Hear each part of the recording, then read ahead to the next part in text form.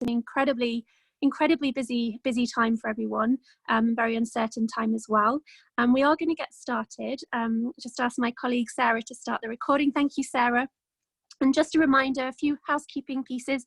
You'll see that there's a question and answer function, so please do share your questions with us at any time. We've got fantastic panelists who'll be able to respond to those questions, and we will share the recording and presentations on the INEE website afterwards. So thank you everyone for joining today. If we go to the next slide, Hannah, this is really to remind everyone this is a part of a series of webinars. Oh, sorry, Hannah, can we actually go back to the very first slide, the title page? Thank you. Okay, this is a series of webinars that we're doing here at INEE related to education in emergencies and COVID-19. The first webinar took place last week. Thank you to those who joined. And that was really a general orientation to the sort of key tools and resources related to the crisis. And hopefully you've had a chance to explore the collection on the INEE website. And there is a recording of that webinar if it would be useful for you and your work.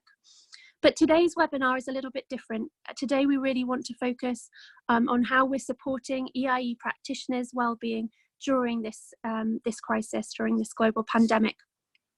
We really recognise that all of you are working tirelessly to continue to provide education in incredibly challenging circumstances. Education in emergencies is already incredibly complex, and now this additional layer of complexity. And it's more important than ever, perhaps, to be making sure that we are taking care of ourselves, the teams that we work with, and also the teachers and caregivers who we're supporting as well to ensure the continuity of education. So our members really fed to us that this was a key area of work that they'd really like to prioritise in the webinar series, and that's really led us here today. I'm incredibly grateful to you all for joining, and incredibly grateful to our panellists, really honoured to have you all with us today speaking. Just to give you a sense of what we'll be talking about today, Hannah, if you could put up the agenda. Thank you. So we'll have a range of really varied presentations, starting with a sort of overall framing of MHPSS and SEL concepts and approaches that are relevant at the moment. We'll then look at how we apply these to self-care, team care and organisational care. We'll have a bit of an in-depth look at the role of mindfulness, and then we'll look at some sort of practical programming examples, thinking about well-being in action. So particularly thinking about teachers and caregivers and the support we really need to be thinking about at the moment. We'll then have plenty of time, a good 30 minutes for a discussion, a Q&A with our panellists.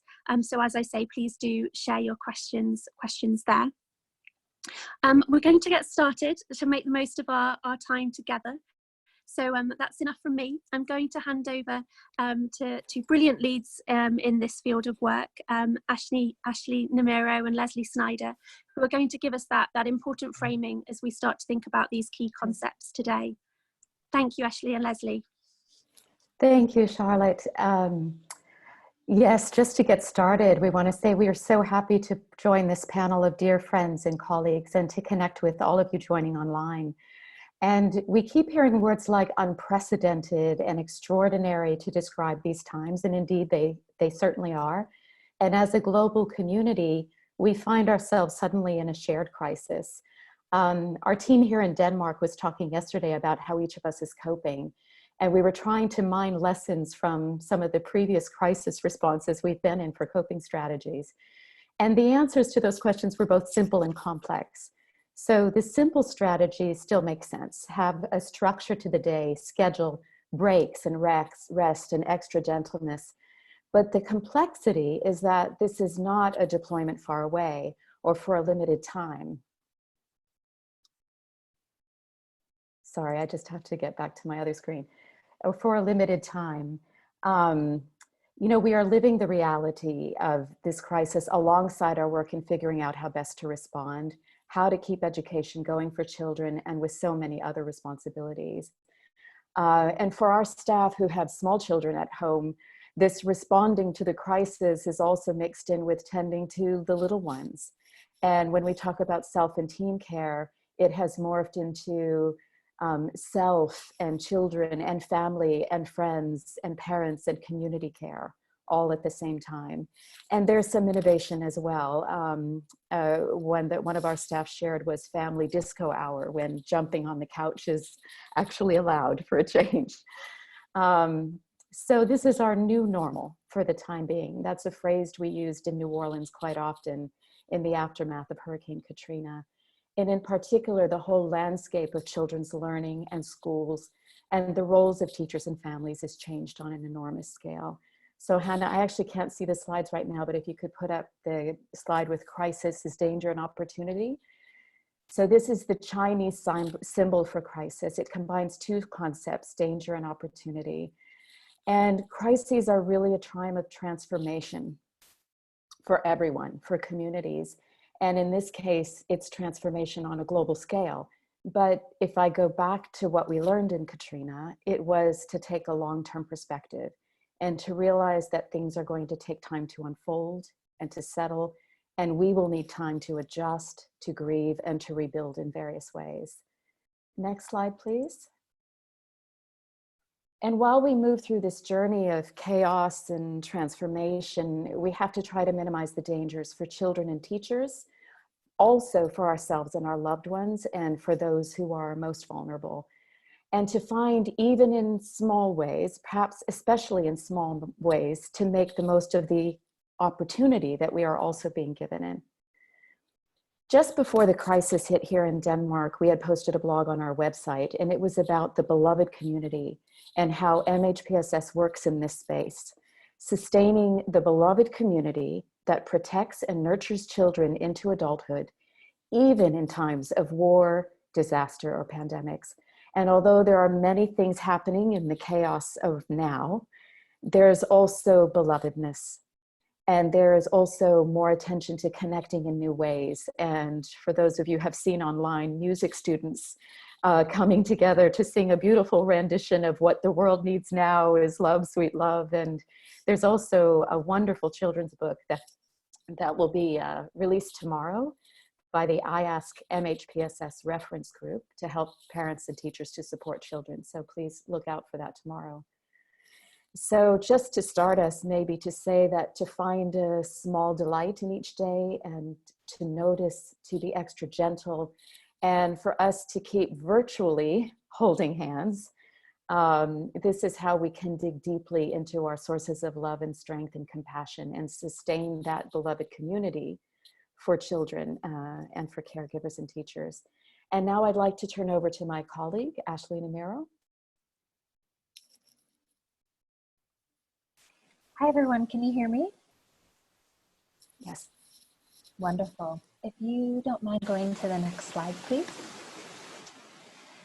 So I'm really happy to be part of this webinar, and I think it's incredibly important that INEE is putting on this webinar amongst the series of webinars and focusing on well-being. So the global pandemic that the world is facing, it's not only a threat to our physical well-being, but also to our mental health and well-being.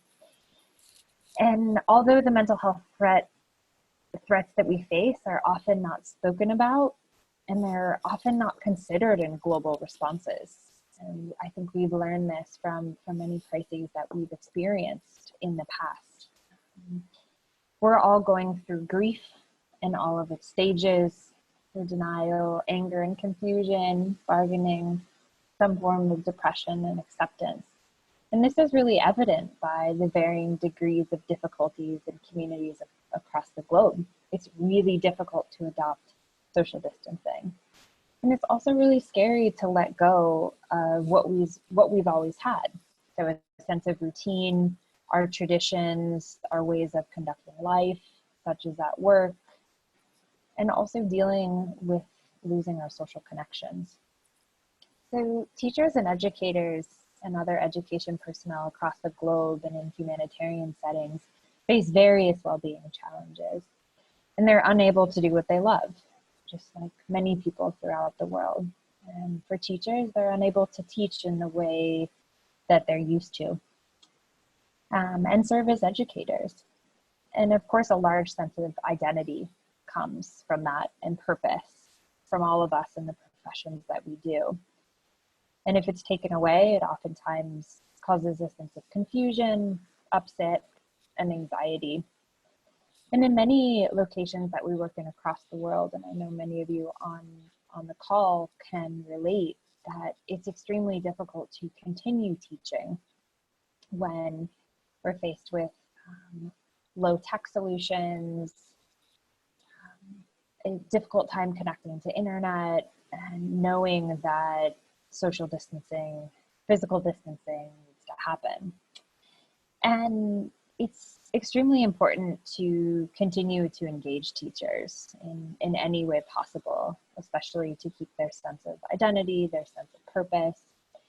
And my colleagues will talk about this a little later, but also the direct effect that this crisis has on teachers and education personnel. A big one is their threat of their livelihoods. It's really unclear now if salaries will be paid. And as I said, a sense of purpose and the difficulty supporting the continuation of learning, and a lot of uncertainty. And this is not just for education personnel, but for all of us, uncertainty about what this means, how long it will go on for, how long schools will be closed for, and as Leslie said, adapting to our new normal. Next slide, please. And my colleague, Julia Finder, will talk a bit later about teacher well-being and give specific examples of approaches and activities that can be done. And just setting the stage that now more than ever, mental health and psychosocial support in all COVID responses is extremely imperative. And that's for all frontline workers, anyone who's responding to this crisis. And one thing that we learned through the Ebola crisis was just how important mental health and psychosocial support was at all levels of the response. And Leslie will talk about that in a second, looking at the MHPSS pyramid and even in the basic services and considerations. And it's extremely important for all staff to continually receive practical and emotional support, really provide time for themselves. And in any response, making sure that staff have built-in time to reflect and communicate with their peers and share facilitators and barriers to improve the remote learning process and the remote response. And I think now more than ever as a humanitarian sector, it's so important that we come together and really think about mental health and psychosocial support across all education, protection, and health, and really bind together during this time. So I will hand it back over to Leslie just to give more practical examples and show the mental health and psychosocial support pyramid of interventions. Thank you, Ashley. We can go to the next slide. What is MHPSS? This difficult acronym, MHPSS, mental health and psychosocial support. It's a composite term, and it reflects the continuum of care interventions that ensure the spectrum of well-being and good mental health. So the two concepts really go hand in hand. And as you can see there on the slide, it's about safeguarding or promoting psychosocial well-being, as well as preventing or treating mental health conditions. Next slide, please. And we use this model of the IASC MHPSS intervention pyramid to think about how that range of services across mental health and psychosocial support are delivered. And this model comes out of the guidelines, IASC MHPSS guidelines in emergencies that were published in 2007. So at the bottom layer of the pyramid, this is corresponding to care that nearly all children and families will need in social considerations and basic services and security. And then as we move up, we go to family and community supports that will help many children and families, for example, in group activities, and then to focus care such as one-on-one support by supervised teachers, supervised MHPSS workers or counselors. And then at the top of the pyramid is specialized mental health service for the smaller percentage who may need care from clinical care providers such as psychologists or other mental health professionals. Next slide, please. So all layers of that pyramid should be considered during the outbreak. For example, the basic considerations, the family supports, remote targeted support for those in need, and that continuation of care for children and families who have mental health concerns. In a moment, Julia will speak more specifically to how the pyramid is adapted for education actors. But what's really important to keep in mind is that these layers are actually interconnected. And there needs to be functional referrals that go up and down the layers of the pyramid and across the different types of interventions we're doing, from education to health and protection. And the access points for delivering these interventions are within families and within schools and communities, as well as through child protection and healthcare structures. So it's an integrated model where MHPSS is delivered where children and families would normally access care and support. But we're in the new normal. So organizations are creatively finding ways to provide this support safely and remotely. For example, in Uganda, War Child Holland and TPO are setting up tele-MHPSS services for children and parents who are in distress, and they're continuing to provide remote one-on-one sessions for children in need. So it's important that all of us, teachers, parents, and MHPSS providers, think outside the box right now in adapting and transforming the ways that we work. Thank you. I'll move on to the next presenter. Thanks, Leslie. Just turning on my video here. So hi everyone, I'm Julia, and I will be talking a little bit about social emotional learning and sort of how this all fits in with everything that Leslie just mentioned. And I think it's really important, the point she just made as she was finishing, that, you know, we have to look at these interventions across the pyramid. And we know that the teaching of social emotional learning skills is actually most impactful when children have access to those full range of support services to address all of their needs. So when thinking about social emotional learning, we know that this is a very important component of psychosocial support. And social emotional learning can be seen as a pedagogical approach that really focuses on helping children and youth acquire certain skills that we recognize can help them manage their emotions, make responsible decisions, establish positive relationships, and handle interpersonal challenges in a constructive way. So during this challenging time of this global pandemic, we know that these skills can really help promote a greater sense of well-being and also help prevent individuals from feeling very severe distress by increasing their ability to really cope with this situation. Since SEL is designed to be taught in learning spaces and ideally integrated into school curriculum, now that schools are closed, it's important for children to continue strengthening their social emotional learning skills regardless by integrating SEL concepts into distance learning content and our approaches. And I think we really have a great opportunity here that as these distance learning materials are being developed and disseminated, we have a chance to ensure that SEL is integrated.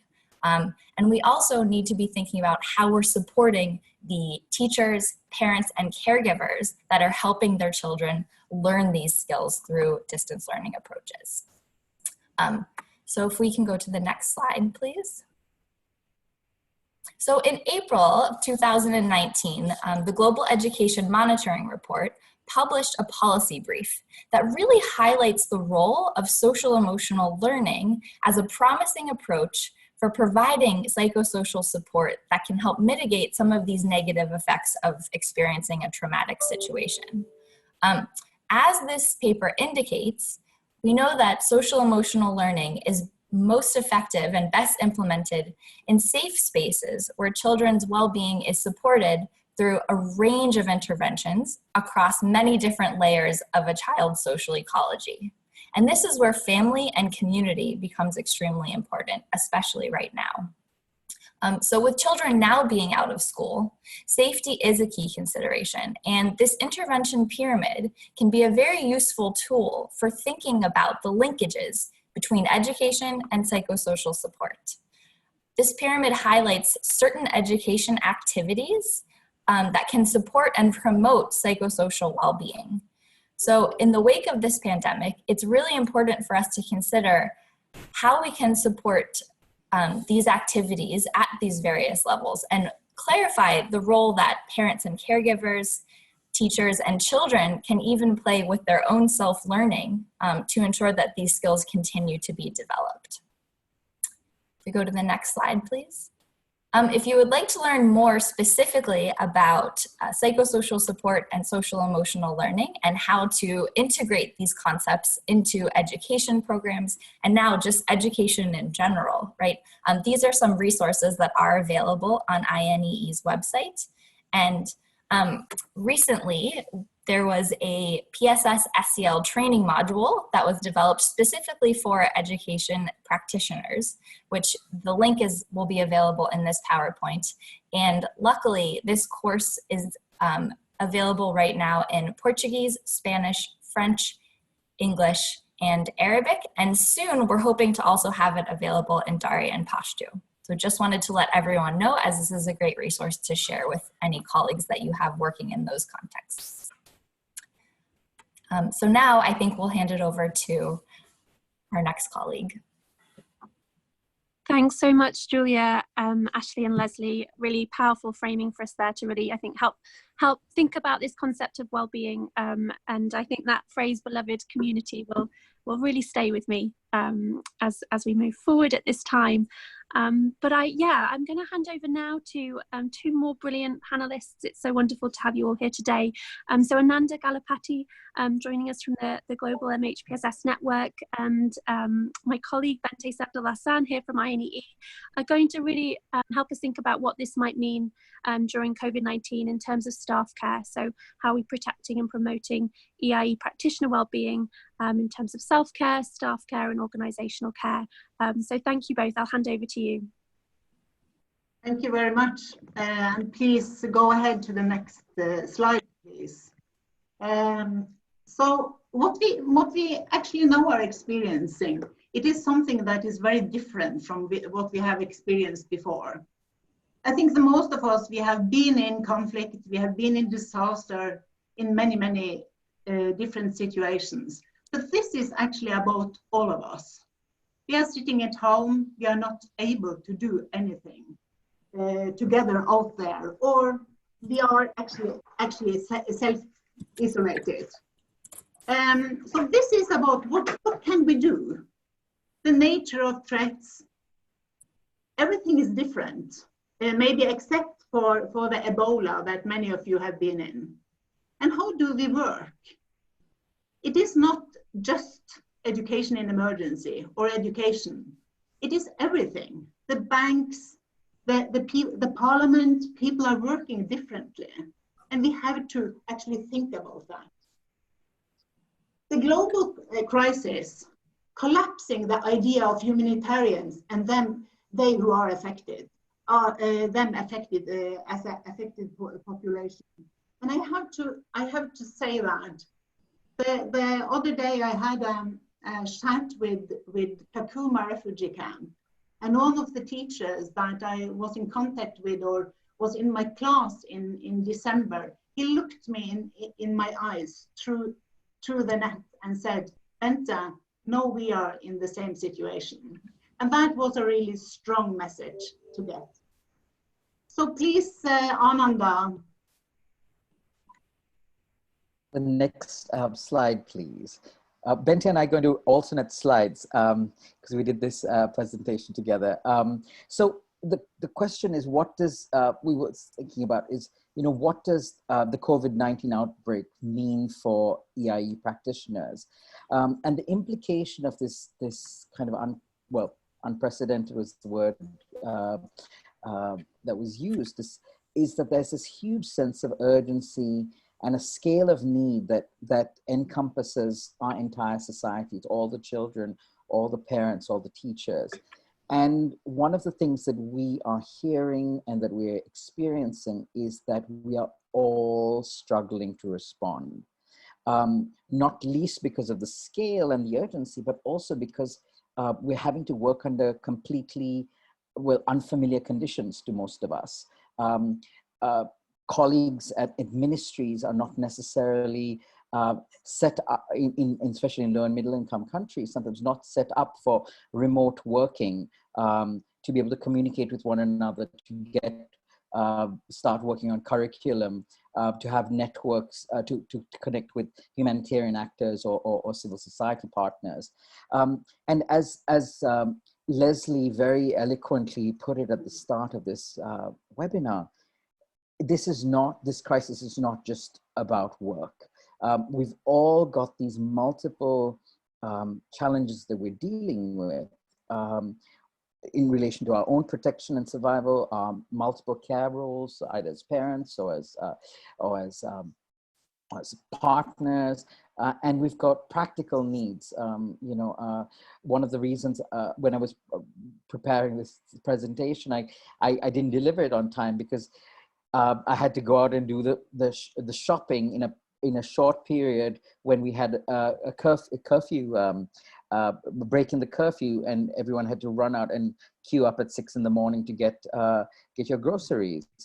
And all these sorts of stresses create emotional challenges for us, and also social challenges in terms of being separated from and being responsible for significant people in our lives. Next slide, please, for Bente. Oh, actually, this is my slide as well. I wonder if you, the colleague who's handling the back end, could just put up a quick poll that we'd like you to take. So we've just got 4 simple questions to sort of gauge some of the experience in the room around what it is that we're grappling with, and perhaps a little bit about where we're getting our support in order to respond to this.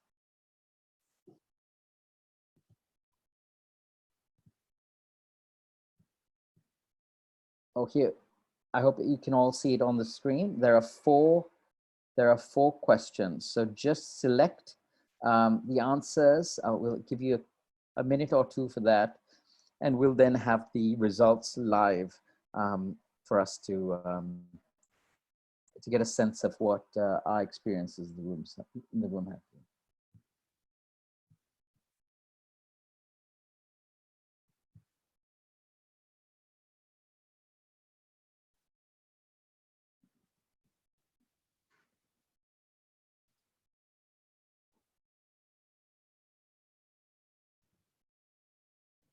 When you're done voting, maybe just drop us a quick message in the chat box to say that you've completed it.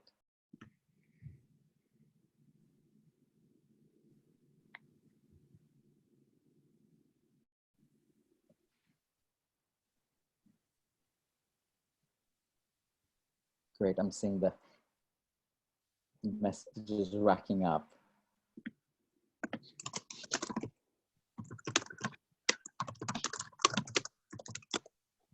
Okay, I think we should be done by now. If anyone's not yet done, just message us. I think everyone's had a chance. Thank you very much. Would it be possible for us to see the results? Oh, there's a colleague who didn't see the poll. It might be for a technical reason. Oh, we've got the results. I hope you can all see them. So the first question is, since the onset of the pandemic, are you required to perform additional functions in your work? For example, as a carer, counselor, teacher, a distance learning expert, if you weren't one already. And 77% of you have indicated that you do currently have to perform multiple functions.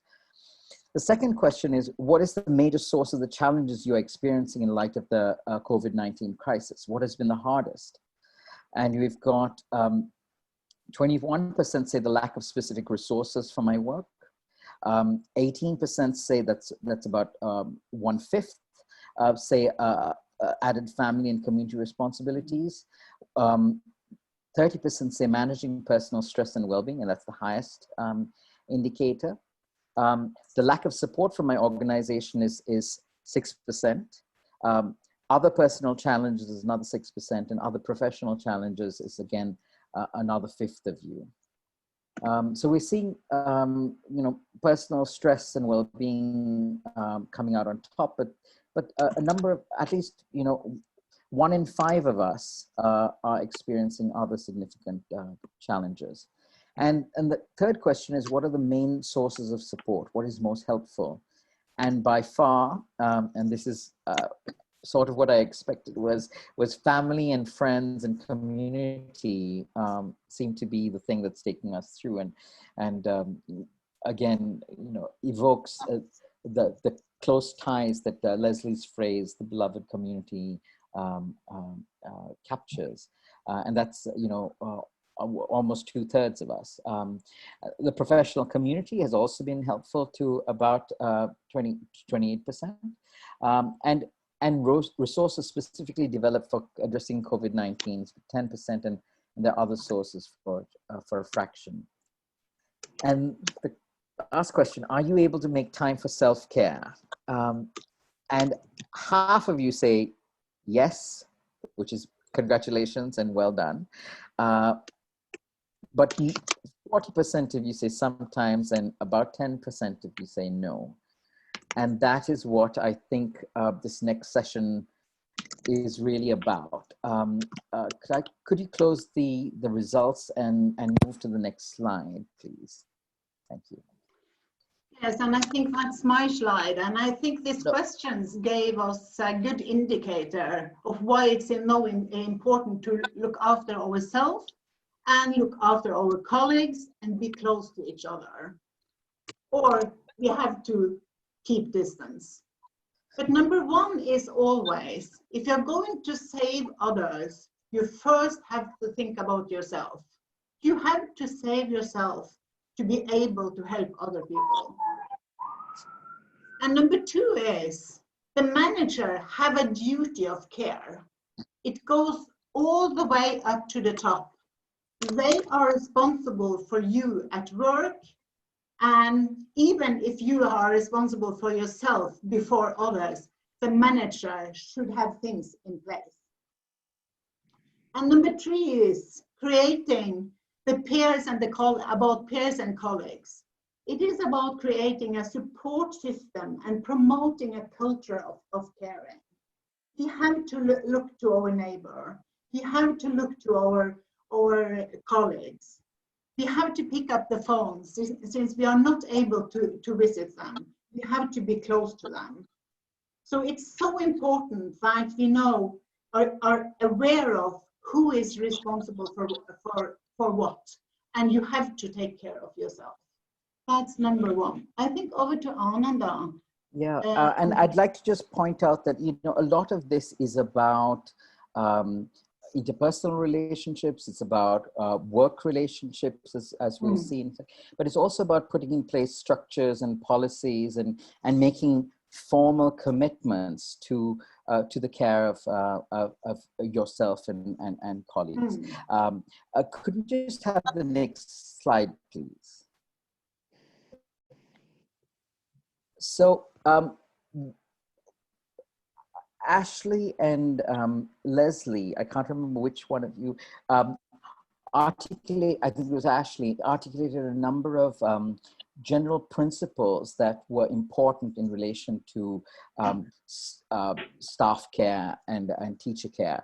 And what Bente and I have done is try to identify some fairly fundamental, simple, easy to remember imperatives or things that may help us in our attempt to both help ourselves, take care of ourselves, but also take care of each other, and also shape the systems for work that we are adopting and adapting to this new context. So many of these items have guidance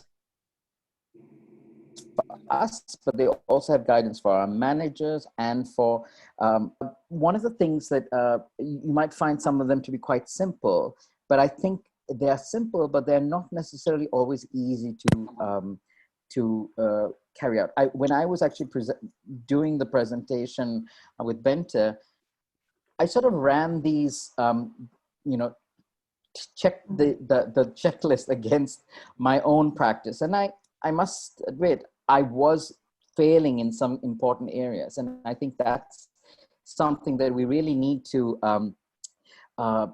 maybe always return to, the fact that we may know these things, but we don't necessarily always do them. So here, the first three that I'm talking about are really about, number one is really to acknowledge these multiple roles that many of you have indicated, to know, and as colleagues and as managers, to know that these exist, and that there are also sources of stress that our colleagues and friends and will not be able to share with us, and perhaps is not appropriate for us to share with us, but that we need to be aware of and create and take into consideration when we are working together. This leads us to the second point, which is that we really need to exercise great compassion and tolerance towards colleagues and also towards ourselves when we're working in these difficult times. There's, you know, under conditions of stress, there's a lot of possibilities for friction and sometimes blaming one another for not delivering on time, or not sending, in my case, those slides in time for the practice webinar. But you know, when I get a response back saying, we understand that, you know, you've got a lot on, and that there are, you know, crises cropping up every day, it really helps me feel supported and appropriately listened to. And this is something that we can do as a matter of course, but it's also something that we need to create opportunities for and spaces for. Opportunities for us to be able to ask colleagues, how are you doing? Or opportunities for colleagues to come together around conversations that allow for sharing when people feel that's appropriate and they feel safe enough to do so. And a very simple example with some of the remote working is that often after I get off a conference call with colleagues, we will message each other afterwards, just saying, hi, how are you doing? Sometimes we swap photographs of what we were doing while the conference call was going on, in terms of, you know, taking care of children or cooking dinner. And these are ways in which we create space for the many, often very personal challenges that we're having, to find expression and to be acknowledged and responded to in work settings. Next slide for Bente, please. Yes, I will take you through 4 of those points that we have put together. And number 5 here is that is to be upfront. And that is information about COVID-19. It's important. The clear communication about the situation. And then you have to go to your organization and what kind of policy do you have in your organization? And what is expected in terms of working and working hours? Because many people around the globe, they have lost their jobs. At least in Norway, my country, it's 300,000 people that lost their job over the last 2 weeks. And I can't think about the number worldwide. So we have to look into that. The job security, and at the same time, do I have health insurance? I'm in a lucky position because I live where I am living, but not everyone has that opportunity. And then it's about being realistic for yourself and for those who are those you manage. And that is, of course, the management. They are responsible for you.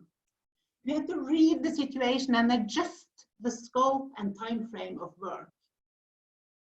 It's also okay if you are not able to do what you usually do. I think people around you will understand that. Different strokes.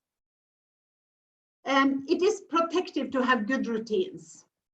to schedule check-in with remote teams, start and end times for work, and get some fresh air, because you can't work all the day. And we also have to remember that other people need maybe to be managed when they are at home. So they have to balance the work between maybe looking after children, doing their homework, distance learning, and that is, of course, very important to remember. I actually, Anand and I, we talked about that, because Ananda was a little bit stressed because of schoolwork and those things. And then I said, my children, they are adults. And my son called me and wanted to come home for dinner. But I said, you can't do that, because we are not allowed, because you live in a different environment.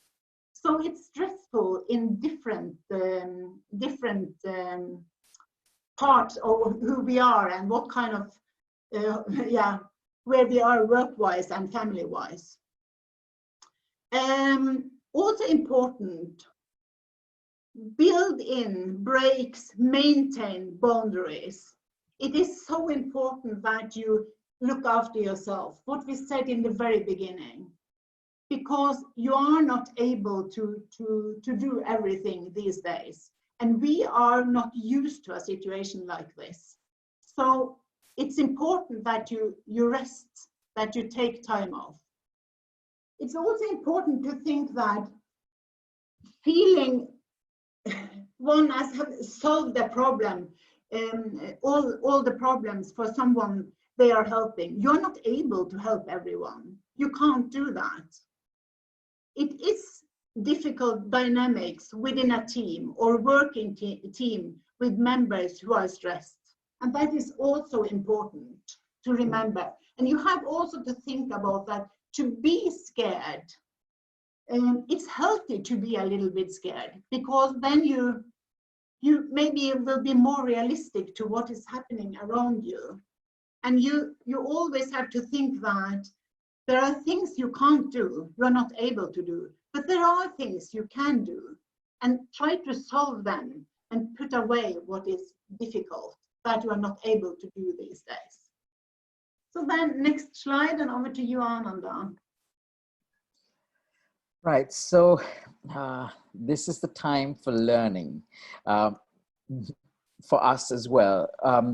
Responding to a new context and new ways of working requires that we secure new skills and new knowledge to meet the challenges of working in COVID-19. So that might be about trying to understand what the implications of infection prevention mean for the types of activities that we're suggesting that children do, or the information that we're giving parents who are assisting children with home-based learning.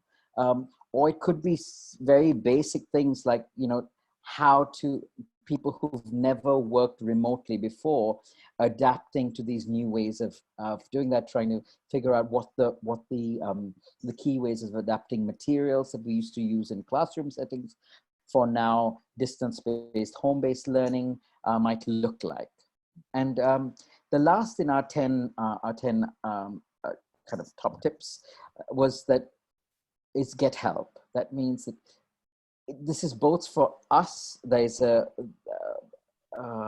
again a duty of care to ourselves to reach out and seek both practical and emotional support where we need it, but also for managers and for institutions to provide their staff with resources and for support both within the workplace. It might be a staff, a peer counselor, or a HR manager who will help you with navigating some of your work-life balance issues, or it could be actually providing people with support options outside of the workplace. And in some of the teams in which I'm working currently, that's one of the options. We've been doing both options.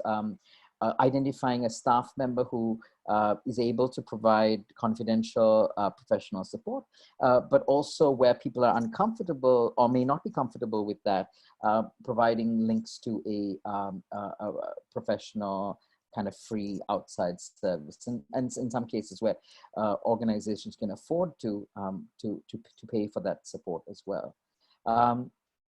I think what we wanted to emphasize was that we don't know how this crisis is going to play out, but it is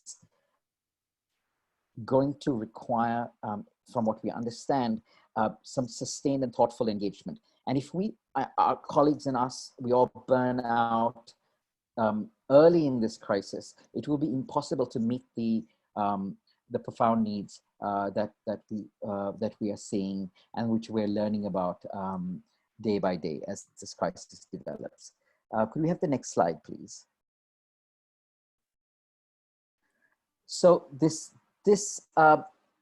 so from moving from the workplace to the fact that we are also,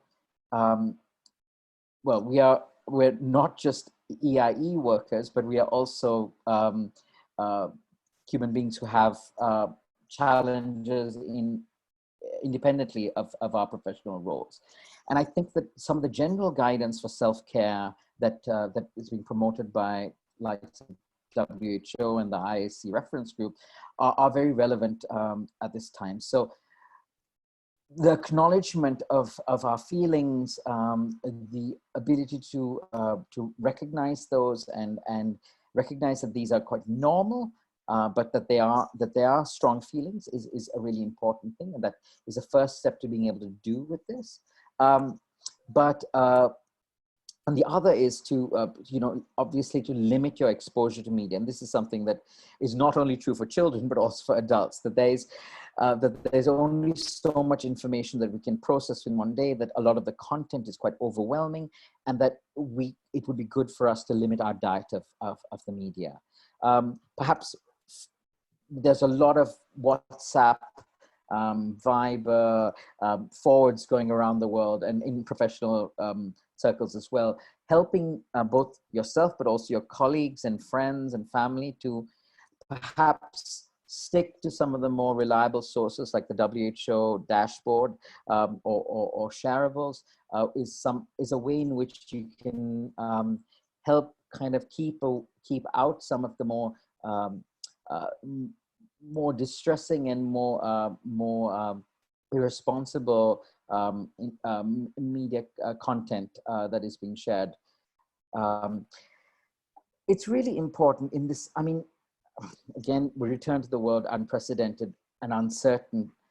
We often don't know where this crisis is going, and we are restricted to our households or kind of to small spaces, and that can create a sense of powerlessness. And one of the things that we need to do is try and find ways of regaining control, a sense of agency, understand what it is within my power that I can do to make myself safe, to take care of those I love and I'm responsible for, but also to give myself some structure and routine in a context where my daily life as I knew it has, and that of perhaps my family and my colleagues has disappeared. And the last point on this slide is to take time and make sure that you phone or even video call the people you care about and trust, and that this is a two-way thing. It's something that really supports those that you love, but also has great benefits for yourself. Over to you, Bente. Yes, before we go into the last slide, I think it's important just to say that when you take care of yourself, you have to eat right, sleep tight, do exercise, say no to things you know that will feel you are bad, and think that you are a survivor. Treat yourself, that is the most important, and have some fun. and be together with others, even if you have to stay a meter or two away from them. This is overwhelming for all of us, but we have to stay together. So I think then we move to the next slide. And finding hope in adversity, it is about... Bente, if I could just jump in, I think you're one slide behind. Hi both. We're running very tight for time, so if we could start wrapping up, that would be fantastic. Sorry. Yeah, this is our last slide. That was what I was trying to do. So finding hope of adversity, it is something about a crisis is always a door opener to something new. So everything that is positive that we can take with us from all the great work I think all of us now are doing, and bring it into the new world and help each other, that is what we now need. Ananda. Yeah, I think what I just want to say in conclusion is that mental health and psychosocial well-being can sound quite technical, but at the heart of it is human connection, kindness, acknowledgement of feelings and suffering. And I think that bringing MHPSS into the work of education emergencies, but also into the humanitarian and societal response in general, can really help bring out the best in us and enable us to treat each other with greater kindness and respect and acknowledgement of the strengths and vulnerabilities that we all have. And on a slightly larger scale, I think, you know, there is this great possibility of solidarity across vast differences in terms of wealth or culture, because we are really experiencing this global crisis that we're all grappling with. And so I would encourage us to try and find ways of seeing these positive potentials and working with these as we go forward in the weeks and months ahead. Thank you very much, and sorry for going over time. Over to the next presenter. Apologies. No problem at all. Such important and powerful messages. So no, I'm sorry for rushing you. It's wonderful to hear all of those key points. Thank you so much. Just to quickly respond, we are having quite a lot of questions coming in around distance learning and around PSS-SEL for learners. So I just wanted to let everyone know that those will be topics featuring in our webinar series. We will have webinars dedicated to those topics. So we'll make sure we send those invitations with you so that you know when those are taking place. And we're also getting questions about resources in other languages and webinars in other languages. And yes, if you look on the INEE website, you can find the COVID-19 collection in the different INEE working languages, so French, Spanish, Arabic and Portuguese. And we are also hoping to be doing webinars in those languages as well in the coming weeks. So we'll be sure to share the invitations. But without further ado, I'd like to hand over to a brilliant colleague at the LEGO Foundation, Paul Frizzoli, who's going to give us a little bit of a deeper look at mindfulness in particular. Thank you so much, Paul. Great. Hi, everybody, and thank you, Charlotte, for the intro, and to my panelists, my fellow panelists, very insightful thoughts and strategies on ways to take care of oneself so that we're able to take care and support others. Today, I'm going to talk about mindfulness as a practical strategy of how to really focus on your own self-care. Though mindfulness isn't just something that you could practice yourself, these are things that can also be done with colleagues or in the types of programs that you are implementing in emergency response times. So if you could just go to the next slide, I'm going to talk about the definitions, the benefits, some tips for mindfulness, and there's a whole set of resources that we'll send along with you all after the webinar today that we've curated. And we'll do a practical mindfulness activity together as well. There are many different definitions for mindfulness. I've pulled a couple that resonate for me. Really, for me, mindfulness is about being aware and focused on what's going on in the present moment. And that's being aware and focused on what's going on inside of us, but also outside of us, without judgment of what is going on. It's really about focus and attention on the present. You'll see some definitions from some pretty well-known mindfulness teachers around really paying attention on purpose in the present moment, not judgmentally, from Jon Kabat-Zinn and from Thich Nhat Hanh, really about understanding what's going on in our bodies, our minds, our emotions, so that we avoid harming ourselves and harming others. So really, mindfulness is a strategy that can really help us take care of ourselves. If you go to the next slide, there have been some really interesting studies done in the last 20 years or more on the impacts of mindfulness-based interventions on a variety of different things. And mindfulness is really a strategy that can support reduced rumination. And rumination is really kind of focusing and attaching on specific thoughts and ideas, and the spiraling that happens, and the continuous thinking and anxiety around different thoughts.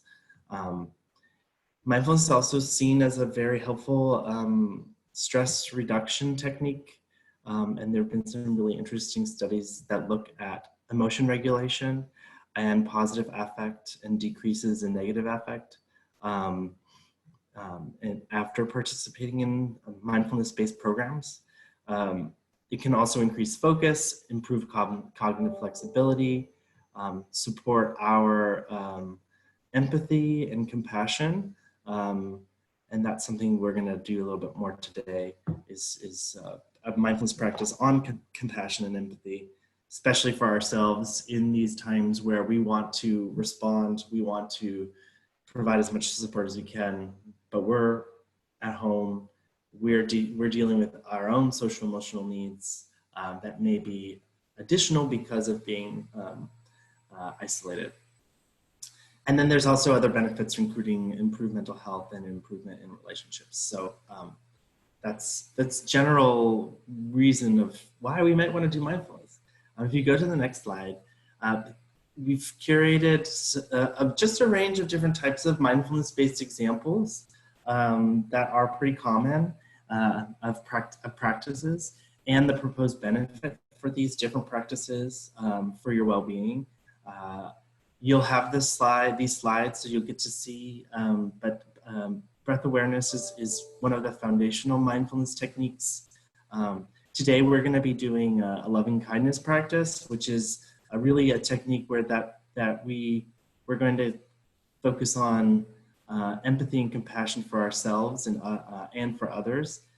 And this is something that can be really helpful when you're very stressed, or you're in a situation where maybe there's some type of conflict that you're experiencing. These are techniques that really can help you kind of like de-escalate, deregulate, and find kind of a deeper sense of connection as well. But these are all some different techniques that I've used in the past, as well as that I'm currently using with colleagues at the Lego Foundation. We've set up mindfulness group where twice a week we're meeting to do for 30 minutes to do a 10-minute practice and to have a slight discussion on our experiences of those practices. And thought it would be helpful to share this with you. If you could go to the next slide. We're gonna do, for the next 5 minutes together, we're going to do a loving kindness activity. And really this activity is about sending ourselves good thoughts, sending others good thoughts, and sending folks and other beings in the world good thoughts. And this can be a very important, powerful activity for all of us. And there are studies that are kind of showing what this type of practice does to kind of activate different parts of your brain function, specifically your prefrontal cortex, which is the part known for like emotion regulation and empathy. But this is a 5-minute activity we're going to do. There's going to be a guided practice where we'll play a video and there'll be an instructor who will go through instructions with us, what we need to do. You can be seated, you can be lying down, you can close your eyes, you can keep your eyes open, whatever is most comfortable for you during this practice. And then after the practice, we'll just take a few moments to come back together. Often after participating in mindfulness, it's helpful to have some buffer time to then come back and recenter on conversation. And then I'll ask our panelists to reflect a little bit on their process and their experience of this loving kindness practice, while asking you all to put in some of your experiences in the chat function. So I kindly asked to click on the guided audio, and we'll follow this activity together.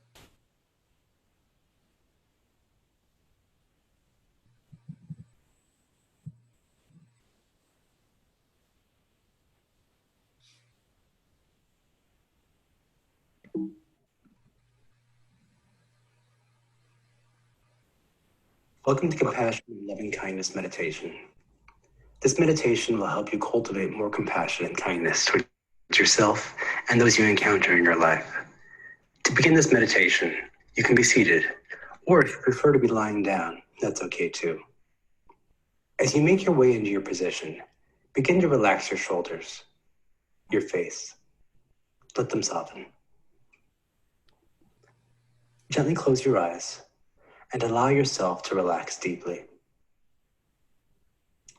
Place your palms over your heart.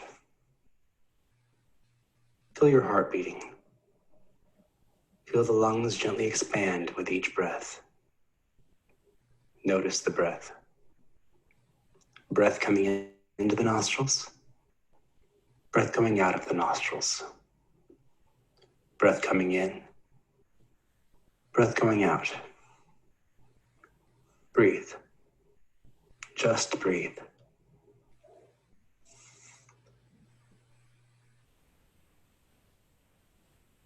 Lower your palms down to your thighs.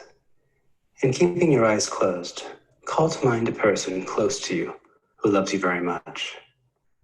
It might be a parent, a grandparent, a partner, or a teacher. It could be someone who has passed or someone who is still here. Picture them standing in front of you, sending you their love. Feel the love coming from this person towards you.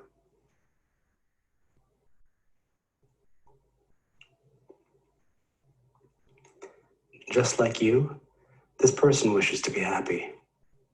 Send all your love and warm wishes to this person. Repeat the following phrases silently in your own mind. May you be happy. May you be healthy. May you be free from pain. May you live your life with ease.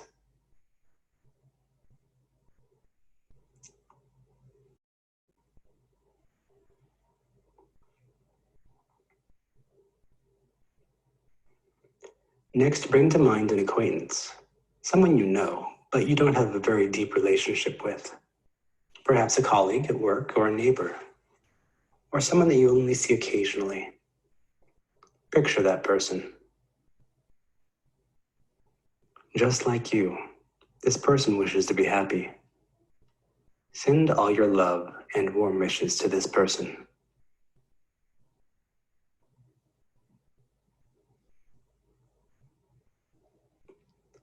Repeat the following phrases silently. May you be happy. May you be healthy.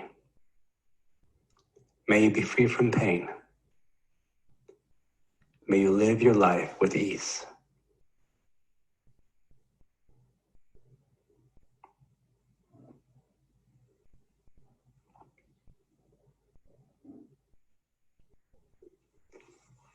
Now expand your awareness and picture the whole planet in front of you as a little ball, just like you. The people on the planet want to be happy. Send all your love and warm wishes to the planet.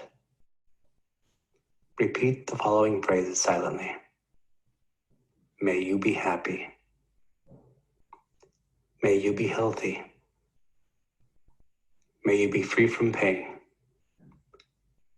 May you live your life with ease.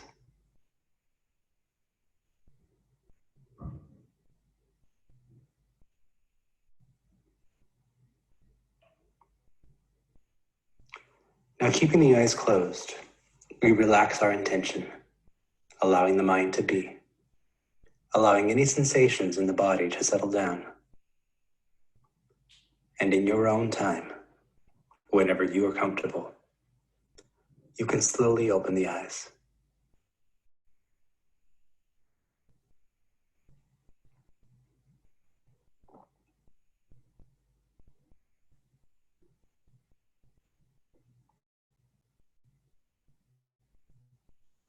Don't worry if the mind wandered or you had difficulty visualizing during this meditation. This is okay. This is normal. We simply notice that we've wandered and come back to the meditation. Each time we practice, we increase our capacity to stay present in the moment. Thank you.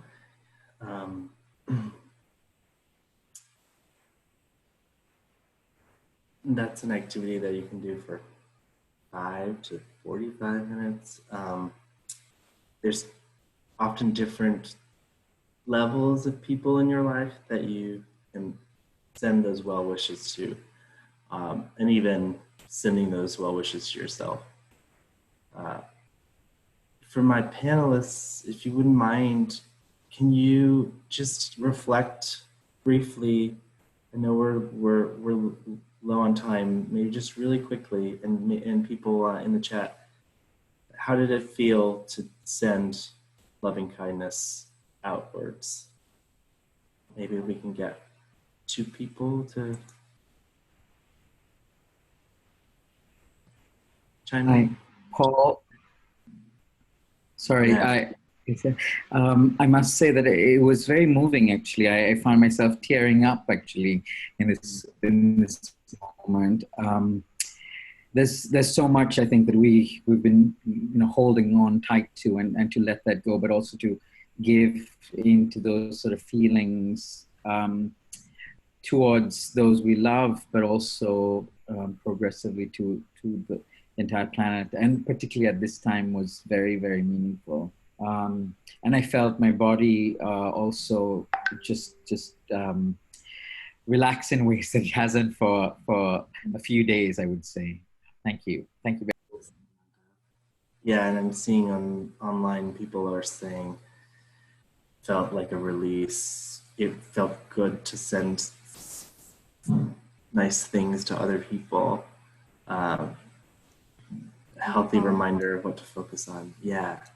I would also add that thank you so much for that. It was really beautiful. And I did close my eyes as well. And what I'm so impressed by is that such a short meditation can have such an effect, a calming effect.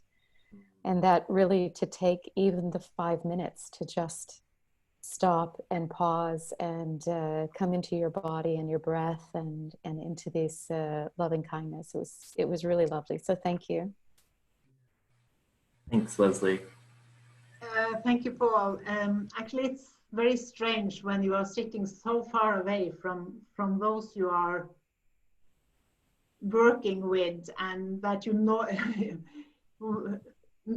in a normal day you will be on the other side of the globe, and they came into my head. I saw them, and especially people in refugee camps that I recently met and went around with and trained, and it's so strange that we can travel so far while sitting on internet.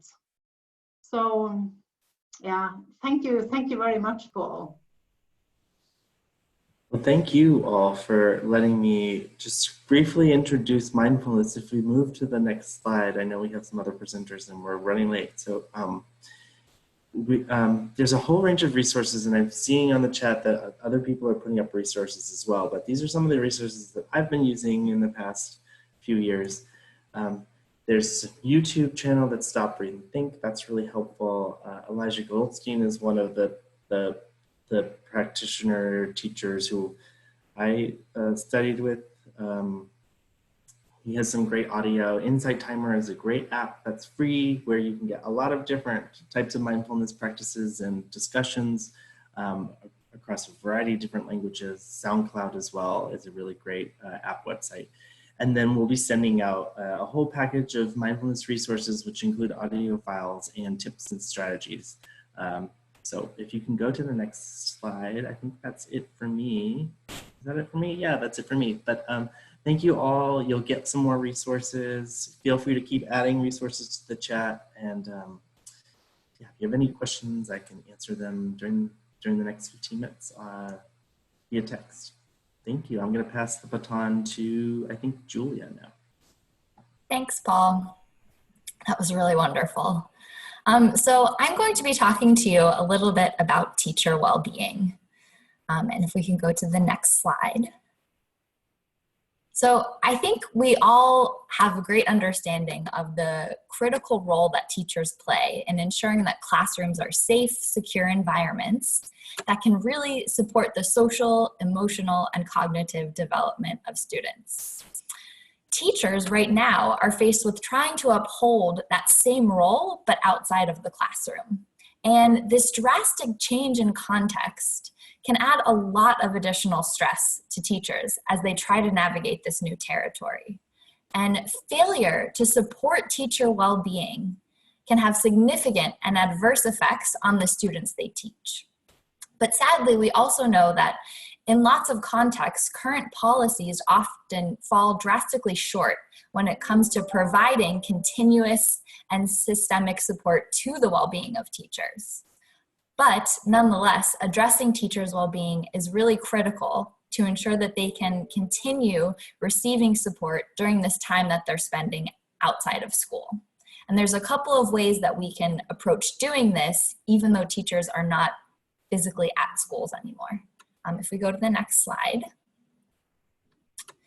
So to share a resource that might be useful for some of you, last year, the Education Equity Research Initiative, which is co-led by FHI 360 and Save the Children, published a landscape review of teacher well-being in low resource and crisis and conflict affected contexts. To build the evidence base and really build a greater understanding of the dynamics that influence teacher well-being, and to help us identify what really works the most effectively to support teachers to have improved well-being. And this landscape review included a conceptual framework, which looks at what are the key factors that influence teacher well-being across the social ecological framework. And as you can see here in the upper left-hand corner of this conceptual framework, one of the main constructs of teacher well-being relates to teachers' own social emotional competence. So during this time of school closure, it is critical that teachers are taking time for self-care, perhaps by using these mindfulness activities that Paul just introduced to all of us, and that teachers are taking time to reflect on their own well-being, identifying ways that they can address some challenges that they're having, such as possibly communicating with peers, even remotely, perhaps using different WhatsApp group peer support chats, different chat functions that they may have access to, and also taking time to share the challenges that they're experiencing. And thinking also about how their students are faring in this situation, so that when they return to the classroom, they've already anticipated a bit what their children might be bringing with them as they return to normal, and preparing for how they can address some of these challenges students may be experiencing. And from the Ebola crisis, we do know that it's really important to take time to talk about these mental health and well-being needs that teachers have. And so during this time, it's critical that teachers continue to utilize their support networks that they have available to them and really strengthen their social emotional skills. Next slide, please. So what is the reality? I think this is not news to anyone, but we know that over 1.5 billion children and youth are directly affected by nationwide school closures right now in over 165 countries.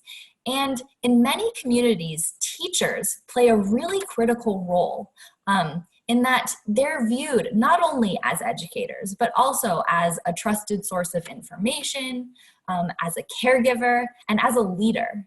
And so when children return to school, we know teachers will be leaned on to not only catch students up on the academic content that they have missed out on, or that not every child has had the same opportunity to engage in distance learning and self-learning. And so how will teachers catch up all those children? They're going to be expected to close that educational gap, and also be expected to address the well-being needs of children and some fears children have going to the classroom, on top of dealing with their own personal well-being challenges, concerns for their own health, for the health of their family members, etc. So ensuring that teachers have support now is critical for enabling them to really fulfill their duties when they do return to the classroom. And so my colleague Charlotte will now give us some key considerations for us to think through for how we can support teachers' well-being during this pandemic. Thanks so much, Julia. Hannah, if we go to the next slide, we'll keep this brief given our time constraints. But just to say, we would like to really focus on the practical support we could be giving to teachers at this time. We know that the incredible job that teachers are doing, and if anything, I think the current crisis has really shone a light on just how important teachers are in our world, really. So as I mentioned, we will have a webinar dedicated to this topic very soon. We'll share details of that shortly. And some of the things we'll be talking about during that webinar will be around the importance of thinking about teacher health and safety during the pandemic, particularly if teachers are continuing to work in schools. So a key consideration there. We'll also be thinking of this notion of ensuring teachers have the time and space to acknowledge the stresses and the pressures that they're facing currently, very much linking to what our panelists have spoken about today and how important having that time and space is. Also important to flag that we can provide dedicated MHPSS and SEL support for teachers themselves. I think Leslie and Ashley already shared some examples of that in the chat. Thank you both. But another key area we need to think about in terms of providing that direct support to teachers at this incredibly challenging time. And in addition, providing that sort of peer support networks. And if teachers can't meet in person currently, we can explore things like WhatsApp. We have some interesting case studies on use of WhatsApp to provide those support networks and thinking about linking teachers up within a context, but also across contexts as teachers face challenges in so many situations at the moment. We'll also point to what we can do in terms of teacher professional development, the importance of keeping that going for teachers at this time, and how that can be tailored to the needs that they're facing at the moment, whether that's around the increased PSS-SEL needs of their learners, but also a key issue many of you have raised today around distance learning, and now teachers are having to provide education in a very different way. How are we supporting them? How are we preparing for that? And then lastly, this important point around the policies that influence teachers and the work they're able to do in crisis settings. We know teachers are often in very challenging circumstances in terms of the pay that they may be received, the contracts they may be on or not on. And so how can we advocate for teachers at this time? So the last resource I'd just like to flag quickly is from the UNESCO Teacher Task Force, if we just move to the next slide, who have developed an advocacy brief for teachers. And it flags these 6 areas. So key messaging around preserving employment and wages for teachers, prioritizing teacher health, safety and well-being, including teachers in developing the education responses, recognising that amazing expertise, creativity they have and the passion for delivering education. Let's include them in this. Providing adequate professional support, as I mentioned, focusing on equity. Again, many of you mentioned this in the chat, and including teachers in the aid response. So that we'll share the link to that resource with you. But some tools there, and we will have a dedicated webinar very soon, and look forward to sending the invite to you soon.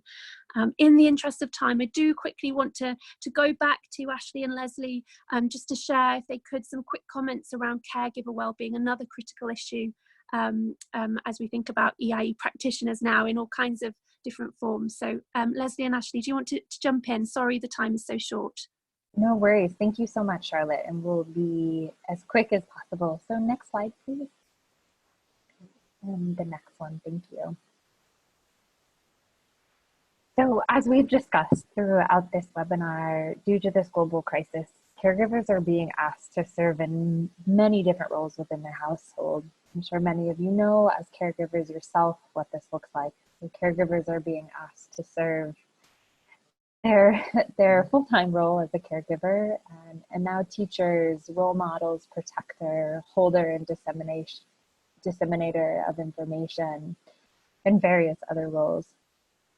And we all know that caregivers' well-being is directly linked to the well-being of their children, and also to their children's ability to learn. And taking on that role of a teacher is quite difficult for caregivers.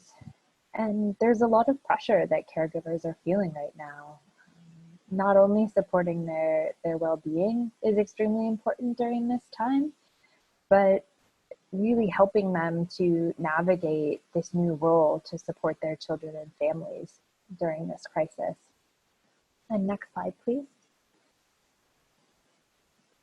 So this is I love this photo. I found it today, and it shows kind of the overwhelming nature that caregivers are going through right now, just having to serve so many different roles, and which is incredibly difficult. Next slide, please. And just some really quick practical tools and strategies for caregivers. So Julie and I and another one of our colleagues just are drafting, and it will be disseminated soon, but we are coming out with tips for parents and caregivers, specifically around supporting their children's well-being and learning during the COVID-19 school closure. And that, of course, addresses promoting the mental health and well-being of their children, but also the well-being as caregivers. So some of the guidance that we give in there is working together as a family to stay well. So it's definitely a joint effort. And stay connected with loved ones. This was discussed by Ananda as well. Engage in activities to help you manage stress. So one thing is, we all have activities in our life that we've used to help us manage stress. And in times of crisis, it's sometimes really difficult to tap into those resources. So as caregivers, it's important to remember those resources that you have, and also make sure that you adapt those to having to stay home, not having as much time.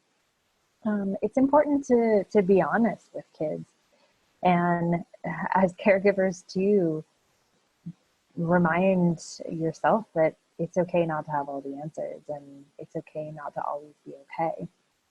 Next slide, please. It's also important that caregivers ask for help when needed. As Leslie mentioned, everyone is going through this together, and at times it feels extremely lonely, but so many caregivers are in this position where they're taking on new roles.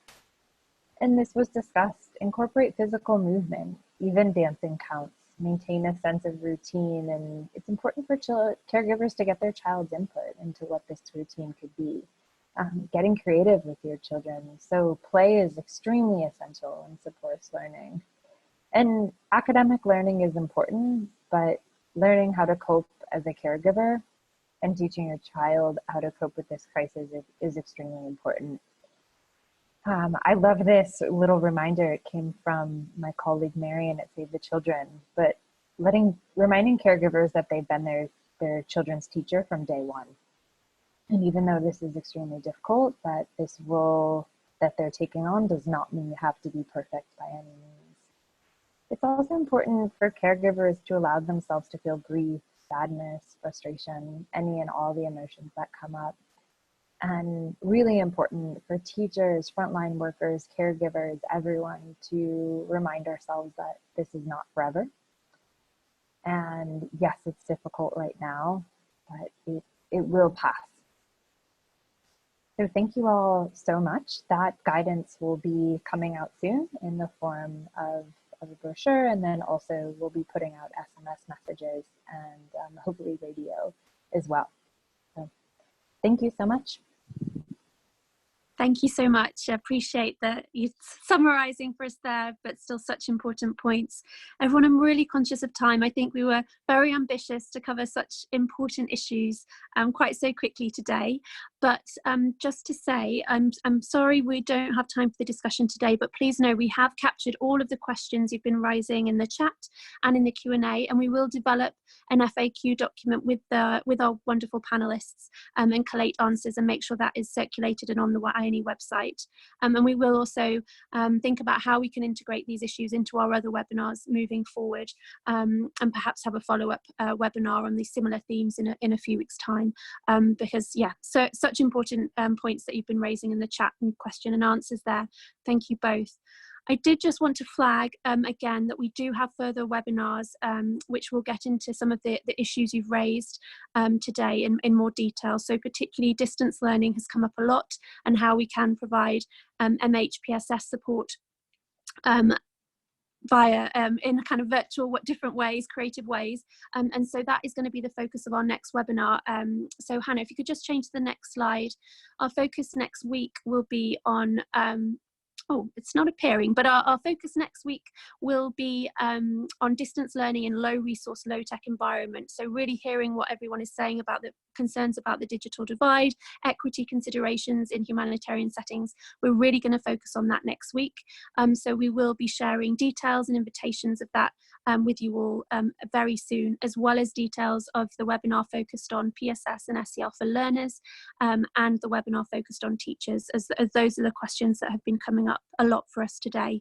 But we just wanted to thank our panelists again for their really profound words and important messages at this time, as well as all those practical examples. I'm conscious we didn't get a chance to do a full introduction as we didn't have our Q&A, but we'll make sure those bios go on the website with the recording, the presentations and the transcripts.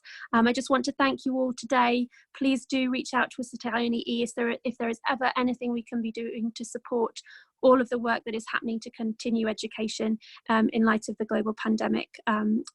Yeah, we're here and we're listening, and really hope to help in this collective space. But thanks to the panelists and thanks to all the attendees today. We'll be in touch soon.